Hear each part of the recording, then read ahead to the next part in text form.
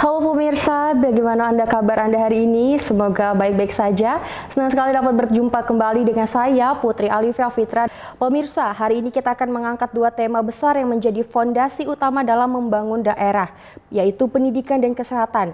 Dua sektor ini bukan hanya menyentuh kehidupan sehari-hari, tetapi juga menentukan arah kemajuan dan masa depan Kabupaten Lampung Tengah. Saat ini kualitas pendidikan masih menjadi problematik dan pastinya mulai dari infrastruktur sekolah, kesejahteraan guru hingga akses pendidikan di pelosok. Dan sementara itu sektor kesehatan juga masih menghadapi tantangan seperti stunting, keterbatasan layanan di puskesmas hingga pentingnya edukasi gaya hidup sehat. Oke pemirsa, untuk itu bagaimana langkah nyata pemerintah Kabupaten Lampung Tengah dan sejauh ini bagaimana peran legislatif khususnya DPRD Kabupaten Lampung Tengah dalam mengawal kebijakan di bidang pendidikan dan kesehatan. Untuk itu pemirsa, telah hadir bersama kita saat ini narasumber yang sangat luar biasa, Bapak Cecep Jamani SE dari fraksi PKB selaku Wakil Ketua 2 DPRD Kabupaten Lampung Tengah. Baik pemirsa, untuk itu marilah kita sapa narasumber kita pada hari ini. Assalamualaikum Pak Cecep. Ya, waalaikumsalam warahmatullahi wabarakatuh. Oke, bagaimana Bapak hari ini kabarnya Pak? Alhamdulillah sehat. Alhamdulillah sehat ya Pak ya, masih tetap semangat pastinya ya Pak ya. Di tengah kesibukan yang lumayan sangat padat ini Pak ya, sebelum kita masuk ke tema utama kita pada hari ini pastinya, kira-kira di tengah kesibukan menjadi seorang anggota DPRD, ada kesibukan lain tidak Pak yang saat ini sedang dijalani? Iya, saya kira tetap ya kehidupan kita di sosial itu terus kita jalankan. Kemudian ya ekonomi di rumah tangga juga kan kita tetap jalankan. Kemudian saya sih selalu menjalankan aktivitas yang sehari-hari seperti berkebun, begitulah. Ya paling tidak untuk kebutuhan sehari-hari misalkan sayur-sayur mayur ya, dan organik begitu, itu saya sangat hobi di situ. Oke, jadi ada hobi tersendiri ya Pak ya, di balik dengan kesibukan menjadi anggota kan? Ya, hobi dan juga sehat. Wah, luar biasa sekali pemirsa. Baik Bapak, kita merujuk ke tema kita pada hari ini terkait dengan kesehatan dan pendidikan ya Pak ya. Mungkin sebelum itu Pak, kira-kira dari DPRD Kabupaten Lampung Tengah sendiri, khususnya dari Bapak selaku Wakil Ketua 2 ya Pak ya, apa saja Pak upaya yang saat ini telah dilakukan dalam peningkatan kualitas pendidikan di Kabupaten Lampung Tengah Pak? Oke.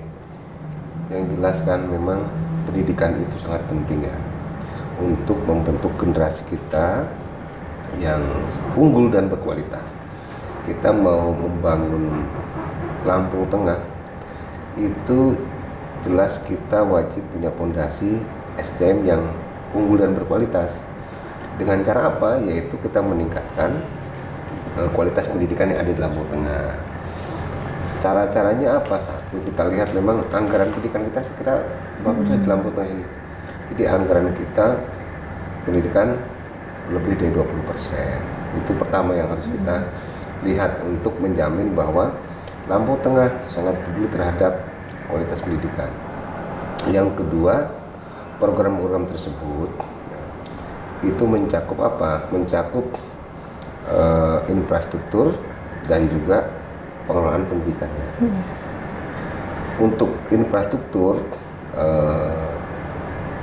sekolah-sekolah yang di bawah naungan Kabupaten Lampung Tengah yang kira-kira itu sudah tidak layak, itu terus kita benahi. Kemudian dari tenaga pendidik kita lakukan peningkatan kualitas. Pertama kita pemenuhi dulu unsur tenaga pendidiknya, kita pastikan cukup untuk tenaga pendidik yang ada di sekolah-sekolah yang di Lampung Tengah, itu kita pastikan cukup. Yang kedua, tenaga pendidik tersebut kita bekali dengan pendidikan dan pelatihan yang cukup. Kemudian yang ketiganya, kurikulum yang ada di sekolah-sekolah di Lampung Tengah itu dipastikan berjalan sesuai dengan arahan dari Kementerian Kementerian Pendidikan Dasar dan Menengah, itu kita ikutin sehingga standar yang ada di Lampung Tengah ini bisa mengikuti standar nasional dan tidak begitu. Oke, jadi sejauh ini pastinya dari pemerintah DPRD Kabupaten Lampung Tengah sendiri itu dapat ingin bersama-sama ya Pak ya untuk dapat peningkatan pendidikan di Kabupaten Lampung Tengah terkait dengan fasilitas dan juga yang tadi juga telah Bapak sebutkan tentang tenaga pengajar ya, guru-guru yang nantinya akan bisa mendapatkan pelatihan-pelatihan khusus dalam pembinaannya nanti menjadi guru di SD, SMP hingga SMA. Wow.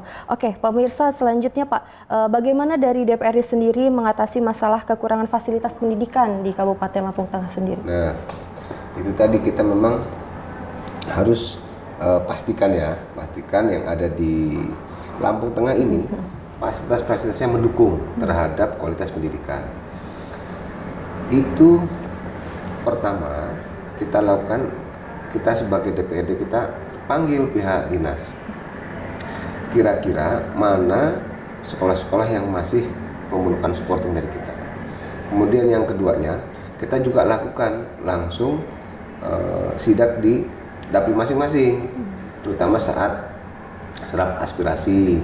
Ketika ada usulan-usulan langsung dari masyarakat, sekolah-sekolah yang membutuhkan bantuan peningkatan sarana prasarana, kita langsung tinjau di situ. Oh, ini memang ada sekolah-sekolah yang masih minim fasilitasnya, itu langsung kita usulkan. Kita usulkan saat nanti di di perencanaan untuk di badan anggaran, kita lihat, oh ini kita pastikan masuk sekolah-sekolah yang membutuhkan bantuan peningkatan fasilitas untuk sarana prasarana tersebut, begitu, untuk menunjang kegiatan tersebut. Oke Bapak, terkait dengan hal ini pastinya sudah adakah Pak kolaborasi dengan Dinas Pendidikan di Kabupaten Lampung Tengah sendiri dengan DPRD Pak? Iya, saya kira ada, karena kan kita kan membahas anggaran itu kan dengan mereka.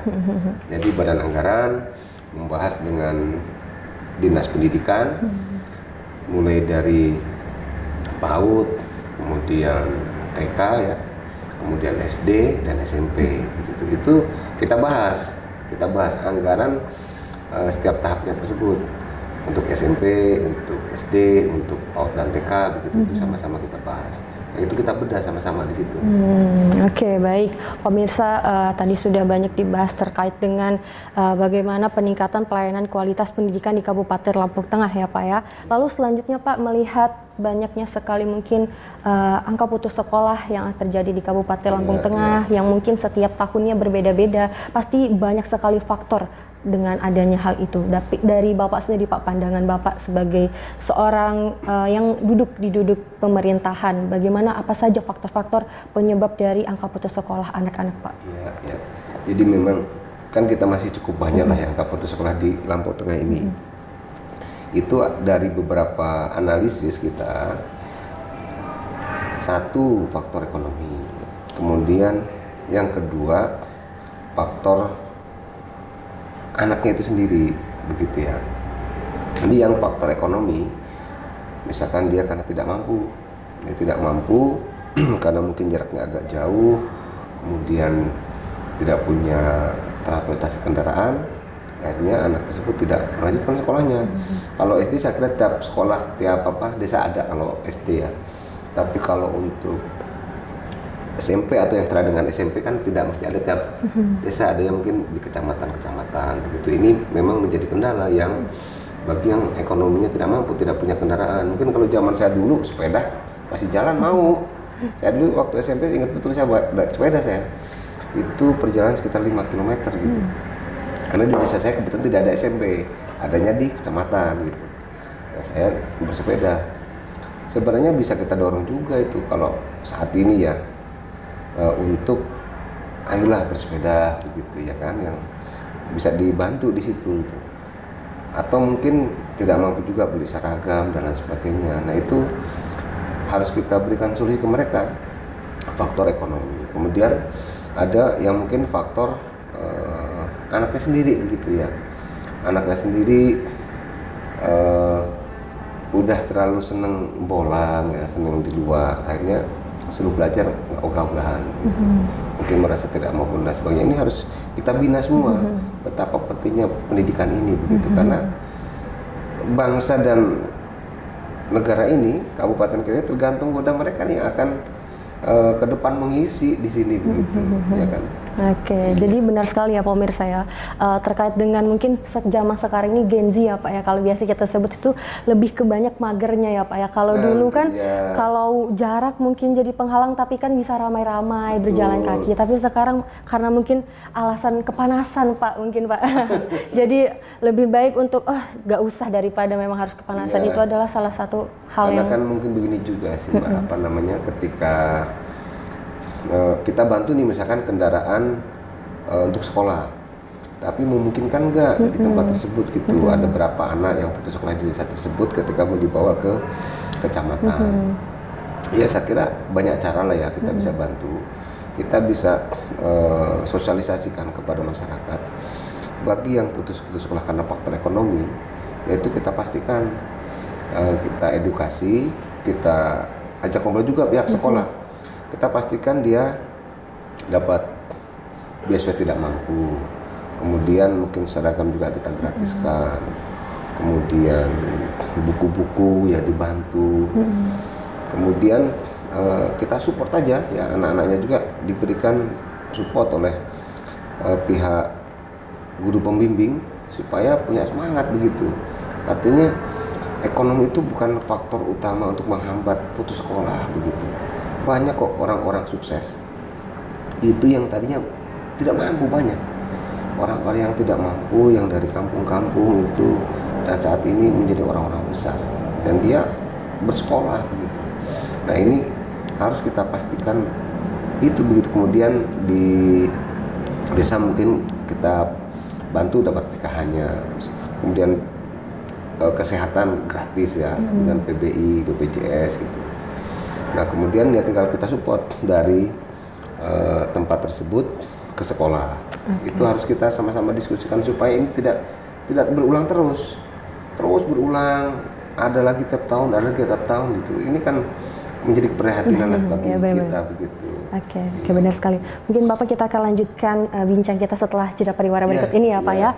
Baik pemirsa, tetaplah bersama kami setelah jeda pariwara berikut ini.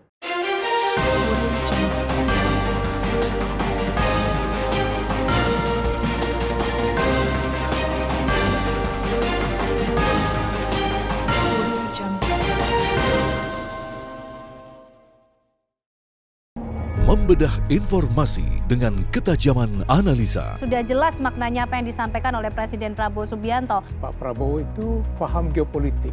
Menghadirkan pandangan para pengamat dan ahli. Kalau Israel marah sama Iran karena Iran mendukung Palestina kan, akan menghancurkan tempat nuklir Iran di sana kan. Kalau itu terjadi, Iran juga udah punya nuklir. Akan terjadi perang dunia kan. Apa kabar Indonesia Malam live di TV One.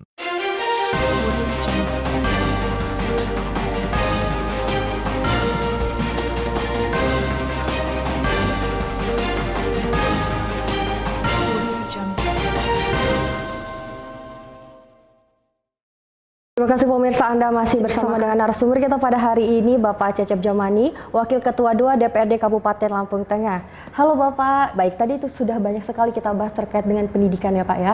Karena baru-baru ini Bupati Ardhito dengan Kementerian Kebudayaan Pendidikan, Riset dan Teknologi mengadakan pertemuan terkait dengan adanya penambahan SMA ya Pak ya di Kecamatan Terbanggi Besar yang menjadi SMA Negeri 2 Terbanggi Besar. Nah dengan hal ini sebagai Wakil Ketua DPRD Kabupaten Lampung Tengah, bagaimana Bapak melihat ini Pak? Saya kira itu yang kabar yang positif ya kan, kabar yang baik.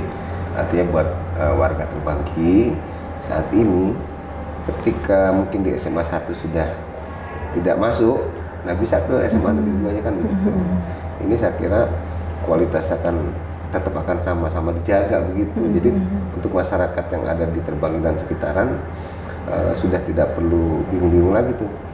Apalagi di sana kan ada cukup banyak, kan ada SMA Negeri 1, ada MAN 1 juga ya kan. Kemudian nanti ada lagi SMA Negeri 2. Saya kira untuk masyarakat Terbanggi Besar sudah cukuplah begitu. Bisa memperluas untuk mengakses pendidikan yang baik yang ada di Benar. Lampung Tengah begitu. Oke, baik Bapak, kita kembali dengan tema tentang kesehatan ya Pak ya. Sejauh ini sendiri melihat kesehatan di Kabupaten Lampung Tengah terkait dengan fasilitas dari DPRD Kabupaten Lampung Tengah sendiri, apa saja langkah-langkah yang telah diambil Pak dalam menghadapi hal ini? Jadi kan fasilitas kesehatan yang paling dekat dengan masyarakat itu adalah puskesmas, ya kan, pusat kesehatan masyarakat yang ada di kecamatan. Kalau yang ada puskesmas pembantu mungkin ada di desa juga itu sebagian. Kita ada sekitar 39 puskesmas yang ada di Lampung Tengah ini. Nah ini kita dorong untuk Kabupaten Lampung Tengah ini memperbaiki fasilitas-fasilitas dan layanan yang ada di tiap puskesmas tersebut, Mbak. Sehingga masyarakat itu bisa mendapatkan layanan yang baik dan kualitas pengobatan yang baik juga. Jadi masyarakat yang ada di bawah itu bisa menuju fasilitas kesehatan tingkat pertamanya di puskesmas yang ada. Itu adalah salah satu cara bagaimana kita mendorong masyarakat untuk mendapatkan layanan dari fasilitas kesehatan yang diberikan oleh pemerintah. Gitu.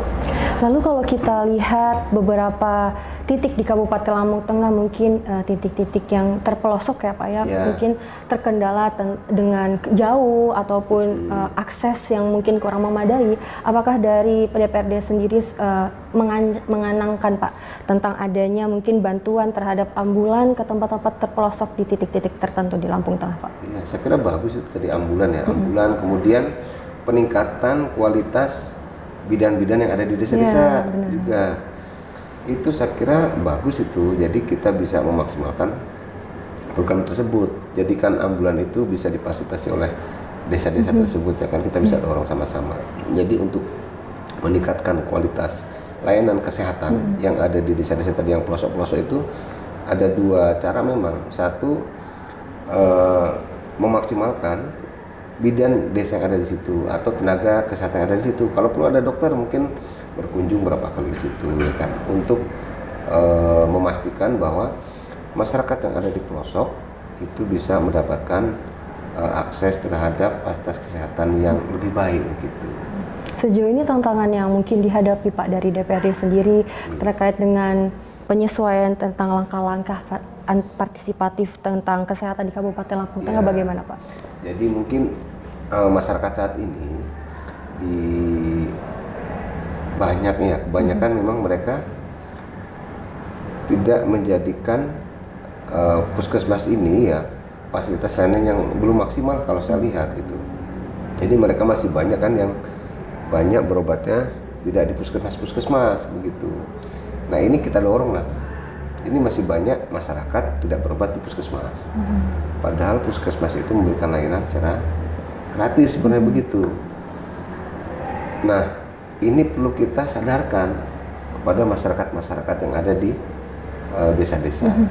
Ayo sama-sama kita berobat ke puskesmas, kita maksimalkan puskesmas begitu. Terutama bagi yang punya layanan-layanan PBI gratis atau BPJS yang fasilitas kesehatan tingkat pertamanya di puskesmas. Ketika mereka tidak ke puskesmas, berobat di luar, nah itu yang menjadi pertanyaan kita. Kita berarti mungkin mereka belum begitu welcome dengan puskesmas. Ini pertanyaannya, apakah mereka belum nyaman berobat di puskesmas, ataukah mereka mungkin merasa kualitas pengobatannya belum maksimal juga. Jadi ada dua, sisi pelayanannya bagaimana, sisi pengobatannya kualitasnya bagus atau tidak begitu. Kalau mereka merasa saya kayaknya lebih merasa berkualitas nih kalau saya berobat di luar puskesmas tuh, ya itu menjadi tantangan bagi kita untuk meningkatkan kualitas pelayanan kesehatannya ya kan gitu. Oke. Kalau dari DPRD sendiri Pak, apakah ada rencana untuk dapat mengimplementasikan program kesehatan preventif bagi masyarakat di Lampung Tengah seperti vaksinasi atau pemeriksaan rutin? Oh iya, itu kan ada program dari pemerintah pusat juga kan, pengecekan gratis di puskesmas. Itu bolehlah kapan nanti kita cek lagi ya, langsung turun ke puskesmas dan juga kita panggil dinas terkait, kita lihat datanya tersebut sudah berapa persen yang mengikuti program pengecekan gratis ini, udah berapa ribu orang atau berapa ratus ribu orang yang ada di Lampung Tengah. Itu perlu itu saya kira, karena memang pencegahan itu lebih baik daripada pengobatan gitu. Nah terutama seperti tadi vaksinasi ya. Kita kan ada beberapa target ya, memang vaksinasi seperti untuk polio sudah tidak boleh ada lagi seharusnya, TBC ya kan sudah tidak boleh ada lagi sebenarnya begitu, tapi kita TBC masih ada. Kalau polio mungkin sudah ya, di Lampung Tengah saya lihat datanya saat ini sudah banyaklah berkurang lah begitu. Kemudian seperti layanan-layanan penyuluhan terhadap DBD, itu kan lebih baik kita jaga. Kalau udah kena DBD musim penghujan nanti itu kan juga berbahaya. Nanti banyak kasus-kasus kematian karena DBD, kemudian rumah sakit membludak tidak mampu menampung. Nah ini kita harus antisipasi. Lebih baik kita antisipasi memang itu, karena kalau sudah terjadi kayak kasus DBD itu juga saya kira menjadi kejadian yang luar biasa nanti gitu. Ini harus kita cegah gitu. Oke Pak, berlanjut tentang tenaga medis. Nah, bagaimana DPRD sendiri Pak dalam menangani kekurangan tenaga medis di puskesmas ataupun rumah sakit di Lampung Tengah ini Pak? Ya, jadi sebenarnya kita itu tenaga medis ya bisa kita dorong. Ya, kita dorong tadi pemenuhan tenaga medis milik pemerintah yang ada di puskesmas maupun puskesmas pembantu. Kemudian yang ada di rumah sakit rumah sakit pemerintah daerah itu juga kita pastikan terpenuhi, tercukupi. Bagaimana caranya? Ya kan memang sebenarnya ada Ikatan Dokter Indonesia kan, kita ada organisasi itu ya, kita minta bantulah kerjasama dengan IDI. Pastikan salah satu STR-nya mereka paling nggak buat praktek di rumah sakit atau di puskesmas punya kita begitu, sehingga kualitasnya kita akan lebih baik. Jangan kita yang di nomor 2 kan, di luar terlebih dahulu baru kita nomor 2-nya gitu atau nomor 3-nya begitu, sehingga tidak menjadi praktek utama. Kita pastikan praktek utamanya di puskesmas atau di rumah sakit pemerintah gitu. Pokoknya jangan di nomor 2 kan lah intinya begitu. Jadi dengan kesadaran kita minta kepada dokter atau dokter spesialis untuk mengutamakan prakteknya di rumah sakit pemerintah atau di puskesmas begitu. Oke, baik Pak Cecep, kita akan lanjutkan ya Pak ya bincang kita setelah jeda pariwara berikut ini.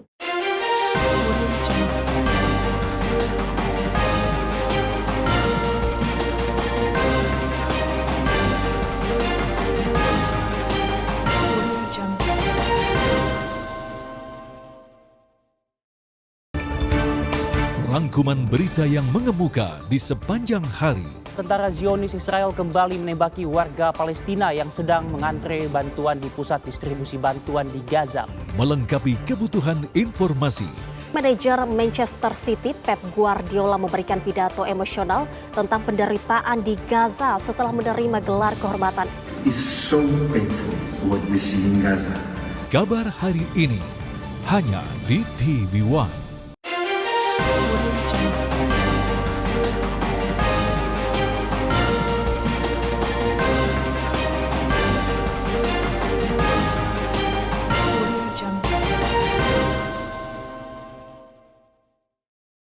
Masih bersama dengan Bapak Cecep Jomani selaku Wakil Ketua 2 DPRD Kabupaten Lampung Tengah. Halo Pak Cecep, kembali lagi. Tadi kita sudah bahas terkait dengan pendidikan, kesehatan. Nah sekarang kita mulai beranjak dengan kolaborasi antara pendidikan kesehatan ini sendiri Pak. Seperti yang kita tahu sekarang program makan bergizi gratis yang telah dicanangkan Presiden Prabowo Subianto saat ini di Kabupaten Lampung Tengah sendiri sudah terlaksana di beberapa titik ya Pak ya. Dan juga kemarin juga sudah ada dari Gubernur Provinsi Lampung telah hadir turut langsung dalam adanya program makan siang gratis di Kabupaten Lampung Tengah. Nah melihat hal ini Pak, selaku Wakil Ketua 2 DPRD Kabupaten Lampung Tengah, bagaimana tanggapan Bapak atau bagaimana bentuk dukungan Bapak terkait dengan program ini Pak? Ya, kami selaku DPRD Kabupaten Lampung Tengah itu merasa bersyukur ya. Jadi program tersebut Pak Presiden itu ingin berjalan secara cepat. Dan saya kira itu baik ya bagi kita yang ada di Lampung Tengah, terutama untuk siswa-siswa, mereka bisa mendapatkan makan bergizi gratis begitu. Itu kan banyak manfaatnya. Jadi yang terima mereka manfaatnya ketika mereka mendapatkan makan bergizi gratis, kemudian otomatis ya fisiknya, ya otaknya itu kan tercukupi kebutuhan akan gizinya. Ketika tercukupi gizinya, ketika mendapatkan pelajaran di sekolah, yang mudah-mudahan juga bisa lebih encer otaknya kan begitu, bisa lebih mudah menerima pelajaran dan juga lebih mencerdaskan. Kemudian perkembangan tubuhnya juga bisa maksimal, nggak stunting lah, itu secara bukti nyata atau cara secara real, secara nyata untuk penanganan stunting juga. Di stunting ya kemudian pembunuhan gizi, kemudian kalau pembunuhan gizi tadi mudah-mudahan dalam menerima pelajaran pun bisa maksimal. Gitu.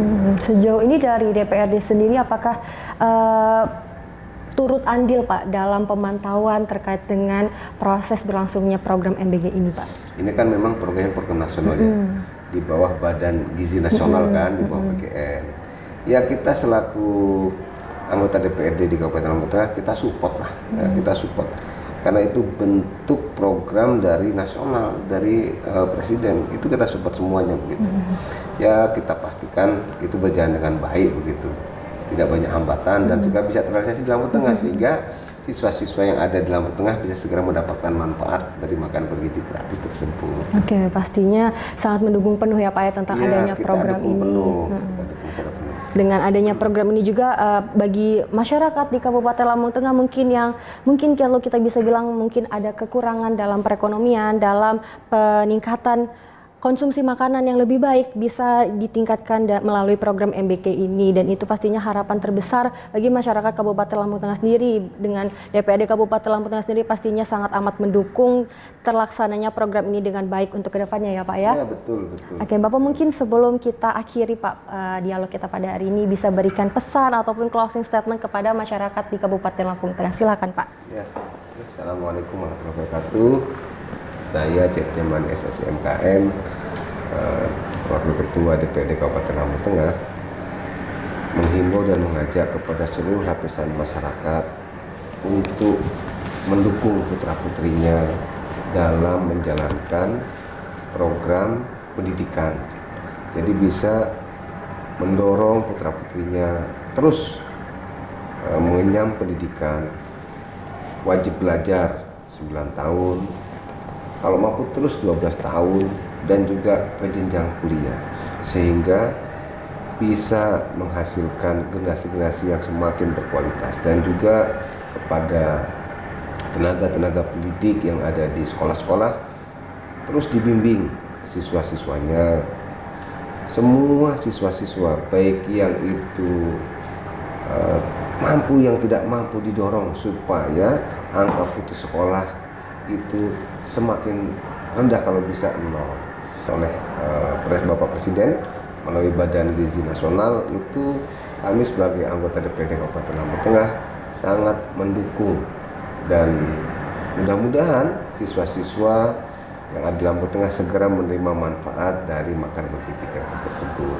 Oke, baik, luar biasa sekali pemirsa. Itulah tadi bincang kita bersama dengan Bapak Cecep Jomani selaku Wakil Ketua 2 DPRD Kabupaten Lampung Tengah dari fraksi PKB. Sudah banyak sekali yang kita bahas terkait dengan pendidikan, layanan pendidikan, infrastruktur pendidikan, dan juga pastinya tentang kesehatan. Baik itu kesehatan yang ada di pusat Kabupaten Lampung Tengah ataupun di pelosok. Sejauh ini pemerintah Kabupaten Lampung Tengah melalui DPRD Kabupaten Lampung Tengah amat sangat mendukung dan pastinya berusaha penuh untuk dapat nantinya terselenggara fasilitas yang memadai di Kabupaten Lampung Tengah. Baik Bapak Cecep, terima kasih banyak Bapak untuk waktunya. Semoga selalu diberikan kelancaran ya Pak ya dalam penugasan, dan juga pastinya selalu sehat selalu Pak. Oke pemirsa, itulah tadi bincang kita bersama dengan Bapak Cecep Jomani. Saya Putri Alifia Fitra mewakili segenap kru yang bertugas pamit undur diri. Terima kasih dan sampai jumpa.